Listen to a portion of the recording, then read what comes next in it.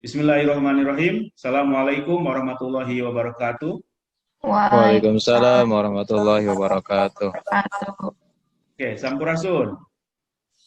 Sampes. Apa kabar Anda semua di pagi hari ini? Alhamdulillah. Alhamdulillah, luar biasa. Alhamdulillah, syukur Alhamdulillah. Kita berjumpa kembali di mata kuliah kita, perubahan sosial. Ya. Tanpa terasa kita sekarang memasuki pertemuan kita yang ke-11. Oleh karena itu kita akan membahas topik yang ke-11 pula. Ya. Nah, hari ini topiknya mengenai perubahan sosial, tetapi dikaitkan dengan hal yang dekat dengan keseharian kita, yaitu pendidikan. Ya. Oke. Lalu dikaitkan pula dengan suatu fenomena global yang sekarang sedang terjadi di seluruh dunia, termasuk negara kita, yaitu globalisasi. Ya. Presentasi saya dalam mata kuliah ini, dalam topik ini, saya akan membahas hubungan antara secara spesifik antara globalisasi dan pendidikan. Bagaimana globalisasi itu merupakan agen penting bagi terjadinya perubahan dalam dunia pendidikan. Ya. Untuk selebihnya tema-tema lain atau hal yang berkaitan dengan topik kita di topik ke-11 ini akan kita bahas pada sesi tanya jawab. Pada kesempatan ini saya akan membahas bagaimana apa itu globalisasi dan bagaimana globalisasi memberikan pengaruh dan dampak terhadap pendidikan, ya, baik pendidikan secara umum dan atau pendidikan tinggi secara khusus seperti di perguruan tinggi yang dimana kita semua ada di dalamnya, ya. Oke. Saya akan berbagi slide presentation bagi Anda supaya Anda bisa menangkap uraian saya dengan lebih baik, ya. Oke.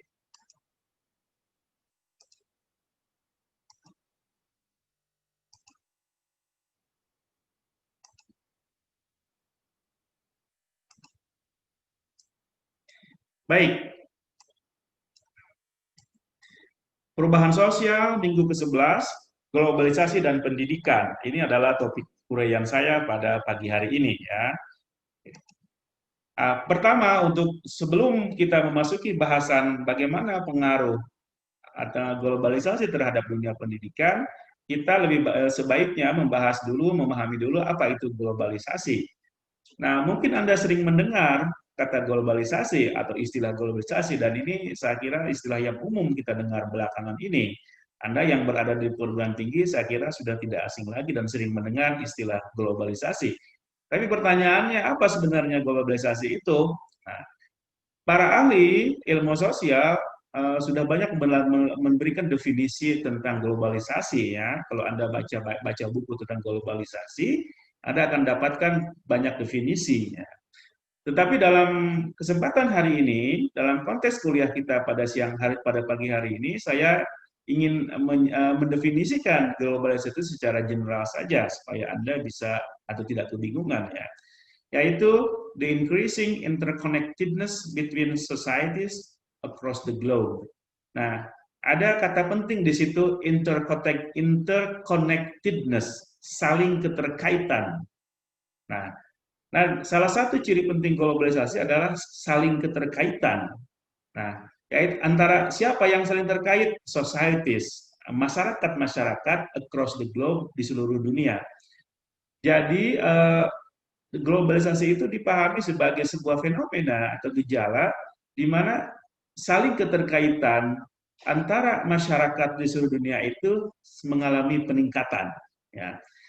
Ini tidak pernah terjadi sebelumnya, ya. Tetapi pada masa sekarang ini, mungkin sekitar mulai tahun 20 tahun terakhir ini, keterkaitan antara masyarakat di seluruh dunia, antara negara itu terasa semakin meningkat. Nah, inilah yang disebut dengan globalisasi. Sebuah negara tidak bisa terlepas dari negara lainnya, sebuah masyarakat tidak bisa terlepas dari masyarakat lainnya di saat sekarang ini. Inilah yang disebut dengan globalisasi. Bahwa kita ini seperti tinggal dalam sebuah kampung yang kecil, saling kenal, saling terkait dan sebagainya. Karena itu mungkin Anda pernah dengar istilah global village, kampung global, ya. Nah, itu. Nah, untuk memahami itu bagaimana saling keterkaitan antar masyarakat itu, ilustrasinya seperti kampung global. Anda kan kalau di kampung itu saling mengenal, ya, tidak bisa terpisah dari yang lainnya.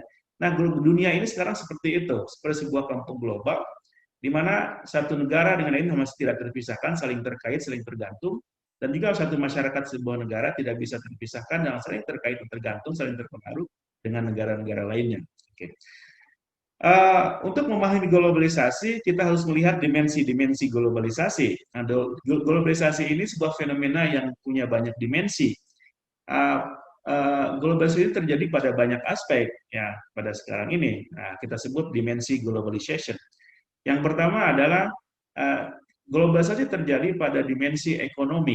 Ya, kalau kita sebut economic globalization atau globalisasi ekonomi. Nah, yang kita sekarang lihat ini saya kira yang paling gampang dilihat terjadi globalisasi dalam bidang ekonomi, dalam bidang perdagangan, dalam bidang produksi dan konsumsi. Nah, saya kira ini paling jelas kita lihat ya. Perdagangan antar negara itu saling terkait dan tampak Indonesia dengan negara lain saling terkait dan saling terpengaruh.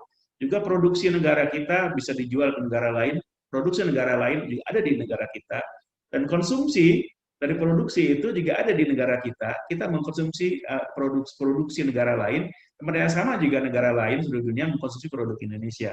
Nah, ini adalah salah satu contoh namanya economic globalization, globalisasi dalam bidang ekonomi. Nah, tapi ada efeknya economic globalization ini, yaitu terjadinya penurunan dalam manufacturing jobs, yaitu terjadi penurunan lahan pekerjaan dalam hal manufaktur, yaitu produksi barang pada hal yang bersifat produksi di pabrik, terutama di negara-negara barat. Negara-negara barat ini terjadi pengurangan lahan pekerjaan dalam bidang produksi yang hal-hal yang diproduksi di pabrik. Mengapa? Karena sekarang di negara barat hampir tidak ada pabrik. Produsen-produsen teknologi besar di barat itu tidak lagi punya pabrik, mereka mendirikan pabrik di negara-negara lain. Dengan mengapa? Karena mereka ingin mencari lahan pekerja yang lebih murah, biaya produksi yang lebih murah dan sebagainya, itu karena mereka punya prinsip kapitalisme. Kalau prinsip kapitalisme adalah modal sedikit-sedikitnya, untung sebesar-besarnya. Karena itu mereka membuat pabriknya lari ke Cina, lari ke Vietnam, lari ke Afghanistan, lari ke Bangladesh, masuk Indonesia. Indonesia sudah tidak lagi menarik bagi investor karena dianggap biaya buruh cukup mahal dibanding Vietnam. Yang kedua, dimensi globalisasi itu terletak pada aspek budaya. Maka ini disebut dengan cultural globalization, globalisasi budaya. Yaitu terjadi percepatan ide dan nilai budaya ke seluruh dunia. Nilai dan budaya masyarakat Amerika misalnya menyebar ke seluruh dunia, termasuk Indonesia. Termasuk pada yang sama juga nilai dan budaya Indonesia ada di Amerika.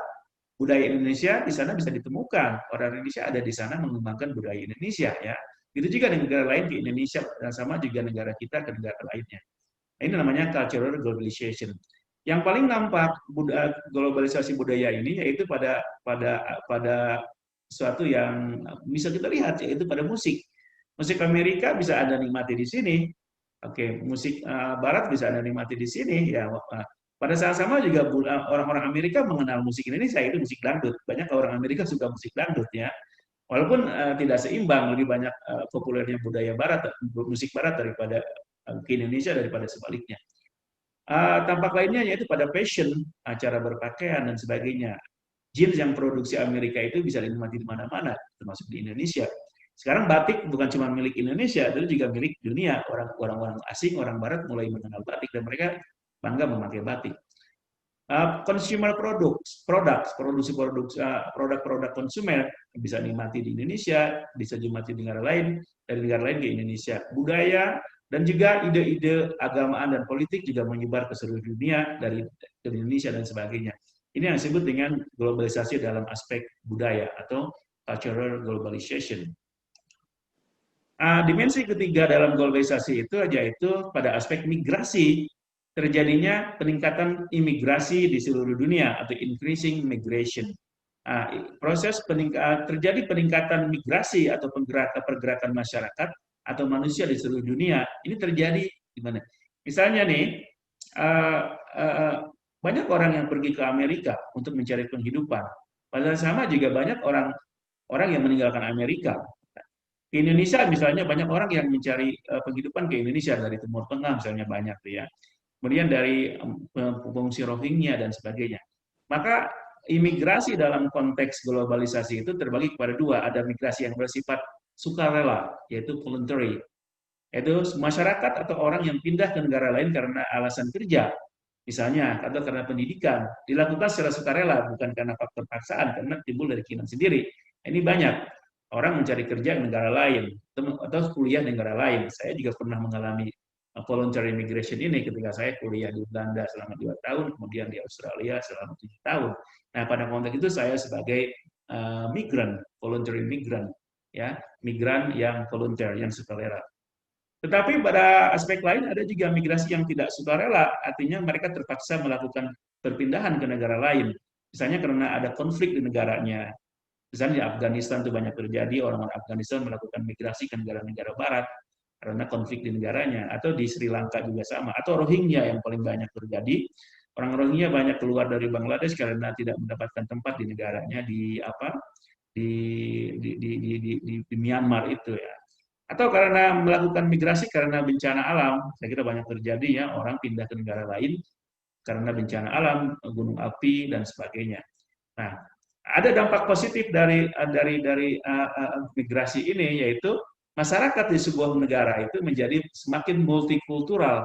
Artinya latar belakang masyarakat semakin variasi karena berdasar belakang, memiliki latar belakang budaya yang berbeda, agama yang berbeda, bahkan politik yang berbeda, sehingga masyarakat yang menerima migrasi itu menjadi masyarakat yang multikultural. Barat misalnya tidak lagi menjadi dominasi oleh orang putih, tapi juga sudah banyak orang-orang dari Afrika, dari Asia. Nah, di Australia banyak sekarang bukan cuma orang kulit putih dan aborigin, itu banyak dari Asia, dari Indonesia, dari Timur Tengah dan sebagainya, sehingga Australia menjadikan masyarakat yang multikultural. Indonesia juga sama, tapi Indonesia tingkatnya tidak seperti negara Barat, karena kalau dibandingkan negara Eropa misalnya, orang yang datang ke Indonesia lebih sedikit dibanding negara Barat itu. Tetapi kita di kampus kita misalnya sudah ada orang international student ya yang masuk kita dari Afrika, dari Thailand, juga dari Malaysia. Ini merupakan akan semakin meningkat jumlah orang berbagai latar belakang ketika terjadi globalisasi pendidikan yang akan saya sebutkan di belakangan. Sekarang pertanyaannya, apa dampak globalisasi terhadap dunia pendidikan yang menjadi topik kita pada pagi hari ini? Nah, tadi sudah saya jelaskan apa itu globalisasi dan dimensi-dimensinya. Sekarang pertanyaannya, apa dampak yang diakibatkan oleh globalisasi terhadap pendidikan?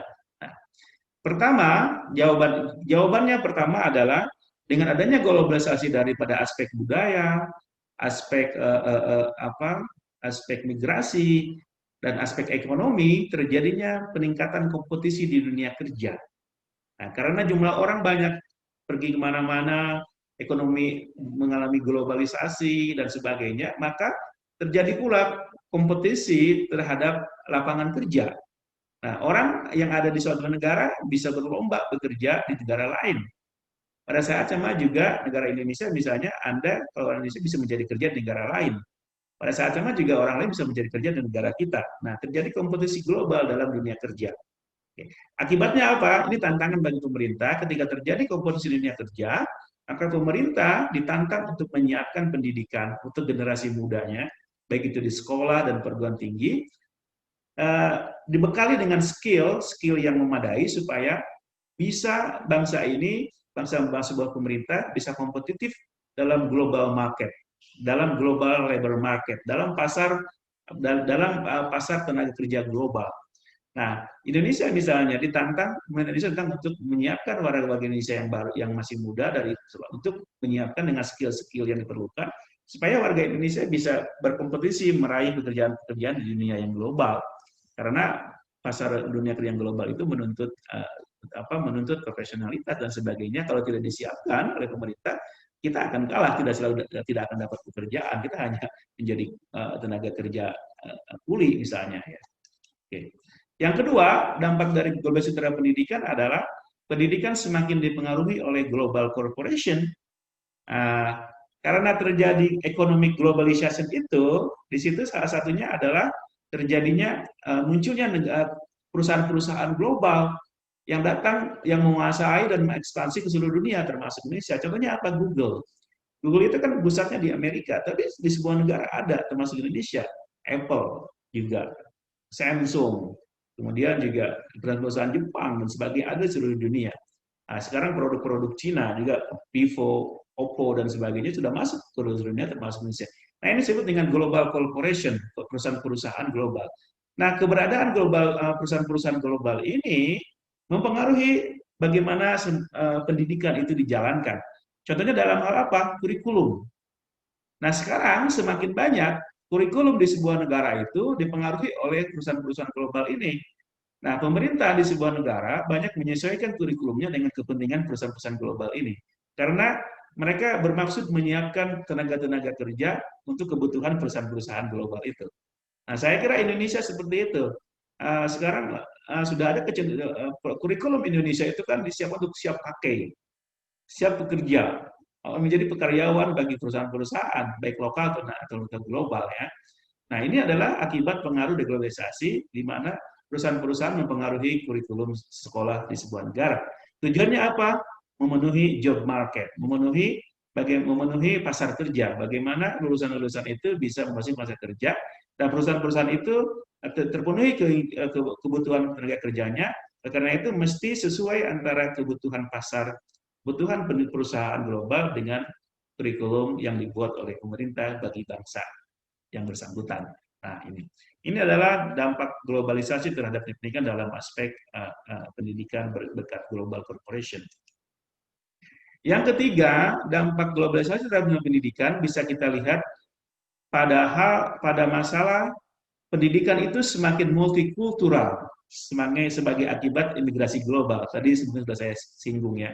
Nah, akibat terjadi globalisasi imigrasi itu orang berpindah ke seluruh negara lain dengan mudah, berkat transportasi yang mudah, kemudian juga dilakukan karena voluntary, sukarela, ataupun karena terpaksa, maka mengakibatkan jumlah masyarakat di sebuah negara semakin beragam, baik latar belakang etniknya, bahasanya, budayanya, agama, politiknya, dan sebagainya.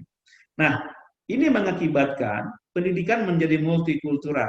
Ya. Semakin beragam peserta didik dengan latar belakang budaya yang berbeda. Oke. Nah, misalnya di Australia itu sekarang selain banyak karena imigran dari Asia, dari Cina, dari Thailand, dari Indonesia, dari Malaysia, dari Timur Tengah, maka dalam sebuah sekolah itu, ketika anak saya sekolah misalnya di SD di sana, itu banyak orang dari mana-mana, bukan cuma orang asli Australianya. Begitu juga di dunia perguruan tinggi di mana saya kuliah, di Flinders University dan di Murdoch University di Australia, dan juga di Leiden University di Belanda, itu banyak orang dari berbagai negara datang untuk kuliah, dan mereka membawa budaya masing-masing, sehingga menjadi multikultural.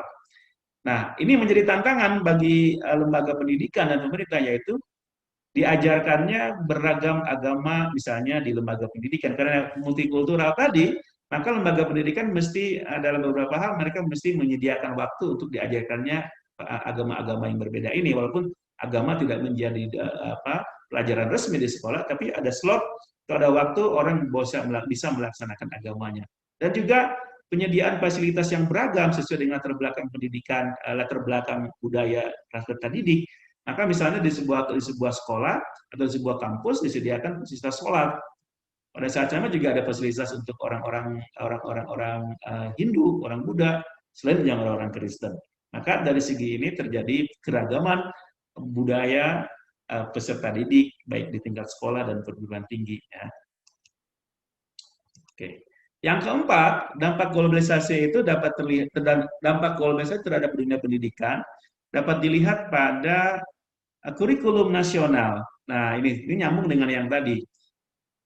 Karena dunia semakin saling terhubung, sebuah negara tidak bisa terlepas dari negara lainnya karena saling pengaruh, maka ini memberikan tantangan tersendiri bagi pemerintah sebuah negara dalam hal kurikulum. Bagaimana sebuah negara mesti membuat kurikulum pendidikan, kita sebut kurikulum nasional. Bagaimana Indonesia misalnya membuat kurikulum nasionalnya sesuai dengan globalisasi ini. Kalau tidak, Indonesia akan ketinggalan. Tidak bisa kompetitif di dunia global. Karena itu, kurikulum nasional mesti disesuaikan dengan tuntutan globalisasi itu, baik segi aspek budayanya, ekonomi, dan imigrasi tadi. Maka pemerintah harus melihat apa yang mesti diajarkan di sekolah-sekolah itu, dan juga perguruan tinggi kepada peserta didik dan mahasiswa. Nah, di sini juga pemerintah mesti meletakkan di mana posisi kepentingan nasional di tengah kepentingan global. Nah, ini tantangan sendiri bagi pemerintah sebuah negara dalam menyusun kurikulumnya. Ya. Yang kelima, dampak globalisasi terhadap pendidikan itu bisa terlihat pada aspek siapa yang berhak menjadi guru atau siapa yang punya otoritas mengajarkan atau mentransmisikan pengetahuan kepada anak didik. Kalau ketika belum terjadi terglobalisasi, ya, ketika biasa masyarakat tradisional misalnya, pengetahuan itu kan didominasi oleh guru di tingkat sekolah, oleh dosen di perguruan tinggi dan profesor ya, dan juga para peneliti di lembaga penelitian. Nah, pengetahuan itu sumbernya dari mereka ini, dari guru, dari dosen, dari guru besar, dari peneliti dan sebagainya. Oke. Tetapi dengan munculnya globalisasi pada aspek budaya, aspek ekonomi dan aspek migrasi, itu otoritas sumber pengetahuan ini menjadi tergoyahkan. Mengapa? Karena ketika globalisasi muncul, pada saat yang sama juga terjadi perkembangan dalam teknologi informasi dan communication, terjadi perkembangan dalam teknologi komunikasi dan teknologi atau ICT, IPC, Information and Communication Technology, ICT ya. Nah, perkembangan teknologi ini melahirkan media-media baru yang berbasis internet. Internet berkembang, muncullah media website, muncullah media sosial, ada YouTube, ada WhatsApp, ada Instagram, dan sebagainya. Nah, akibatnya apa? Sekarang orang bisa memperoleh informasi dan pengetahuan yang berguna bukan dari guru saja, tapi juga dari media sosial tadi. Dari YouTube misalnya, Anda sekarang kalau ingin sesuatu, bagaimana mempelajari sesuatu, Anda tidak perlu punya guru. Anda cukup datang ke YouTube, mengklik sesuatu, membuka YouTube, dan carilah di sana, mengklik keyword, sehingga muncullah di sana bagaimana melakukan sesuatu itu. Tapi ada efek negatifnya, termasuk bagaimana merakit bom lain yang dilakukan oleh para teroris. Ini berbahaya. Nah, jadi di sini profesi guru tradisional itu menjadi terancam, ya, karena orang sekarang bisa mencari pengetahuan tanpa guru. Ya. Jadi pertanyaannya, ini merupakan tantangan bagi para guru-guru tradisional yang biasa mengajar di sekolah dan sebagainya dan dosen-dosen. Karena sekarang orang bisa mencari pengetahuan melalui media sosial misalnya. Maka akankah hilang profesi guru tradisional di masa depan?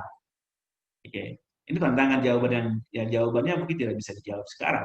Tapi kemungkinannya dalam pandangan saya adalah sekarang orang mencari guru, mencari pengetahuan bisa beragam sumbernya. Dan guru bukan satu-satunya sumber pengetahuan. Dosen bukanlah sumber-satunya pengetahuan bagi mahasiswa.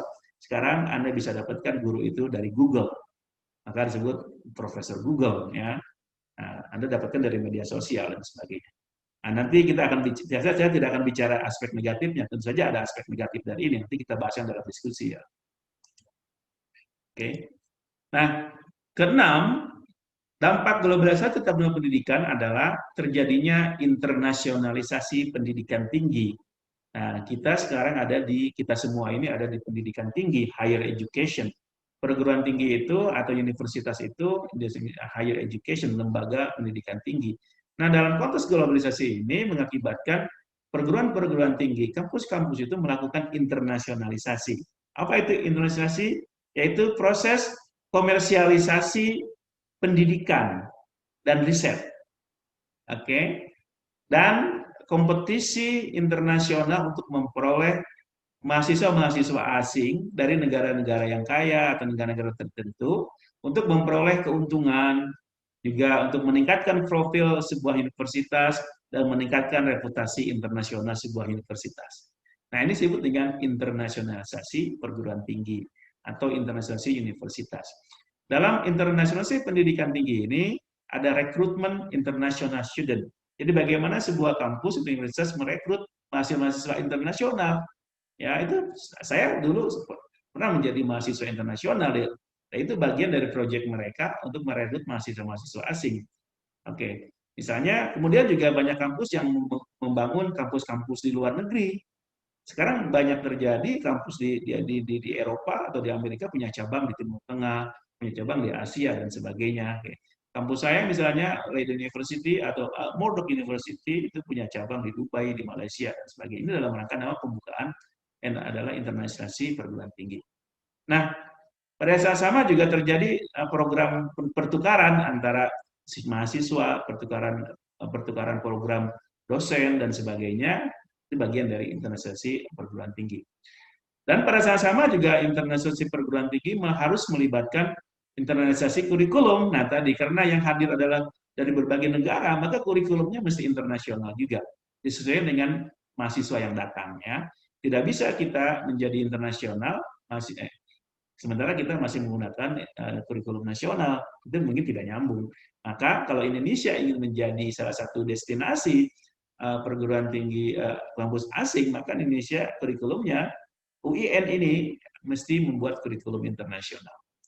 Nah, kemudian juga internasionalisasi program tinggi ini terwujud dalam partnership atau kemitraan dalam bidang pendidikan dan riset antara berbagai perguruan tinggi di dunia, baik bersifat regional, Asia Tenggara, atau internasional. Nah, ini adalah yang disebut dengan internasionalisasi perguruan tinggi sebagai dampak dari globalisasi ini. Sekarang pertanyaannya, mengapa banyak kampus yang melakukan internalisasi perguruan tingginya? Jawabannya ada 3. Pertama, sebuah kampus itu melakukan internalisasi itu disebabkan karena faktor idealisme, yaitu mereka ingin menciptakan dunia yang lebih demokratik, ingin menciptakan dunia yang adil dan setara, di mana semua orang bisa menikmati pendidikan yang bagus di seluruh dunia. Nah, misalnya ada sebuah kampus di Amerika datang ke Indonesia, tujuan mereka mungkin ingin menyebarkan supaya bangsa Indonesia mendapatkan pengetahuan yang level dunia, gitu kan, sehingga yang demokratis, yang fair dan equal, sehingga bangsa Indonesia pun memperoleh pengetahuan atau level pendidikan tingkat dunia. Nah, ini menciptakan dunia yang lebih demokratis. Nah, ini tujuan idealnya ya. Tetapi pada saat sama juga internasionalisasi perguruan tinggi itu bersifat instrumentalis, yaitu ada tujuan-tujuan ekonomik dan tujuan-tujuan pragmatis. Yaitu apa? Tujuannya adalah memenuhi kebutuhan kaum kapitalis dan kebutuhan dunia yang global. Nah, tujuannya adalah untuk mempromosikan tingkat kompetisi dari sebuah negara dalam dunia global, terutama dalam hal akademik. Misalnya, sebuah kampus di Inggris membuka cabang di Malaysia, itu tujuannya untuk mempromosikan negaranya di Malaysia. Atau pada sama juga meningkatkan promosi kampus itu di Malaysia, termasuk di Indonesia. Kabarnya Indonesia sudah mulai membuka, di tahun ke depan kampus-kampus asing akan membuka cabang di Indonesia. Yang ketiga, alasan ketiga mengapa banyak dilakukan internasionalisasi kampus-kampus itu adalah ada faktor educationalism, yaitu disebabkan oleh mereka sebagai sebuah cara mengembangkan dan memperluas pengalaman akademik mahasiswa dan staf. Nah, ini banyak kampus yang melakukan internalisasi dimaksudkan untuk supaya mahasiswanya punya pengalaman internasional, memperluas wawasan-wawasan mereka supaya mengenal dunia lain, kampus lain, masyarakat lain. Juga dimaksudkan untuk supaya para dosen itu punya pengalaman internasional, mengenal budaya lain, masyarakat lain. Ini adalah educationalism yang menjadi faktor adanya internasionalisasi perguruan tinggi. Ya. Oke. Itulah uraian global saya tentang globalisasi dan dampaknya dalam dunia pendidikan yang menjadi topik kita di pertemuan kita yang ke-11 ini. Ya. Mudah-mudahan Anda bisa menangkapnya. Kalau ada hal yang belum Anda pahami, nanti silakan Anda sampaikan di sesi tanya jawab setelah ini. Ya. Anda juga dipersilakan untuk memberikan komentar bila Anda ada komentar yang ingin disampaikan. Terima kasih, hatur nuhun, sampurasun.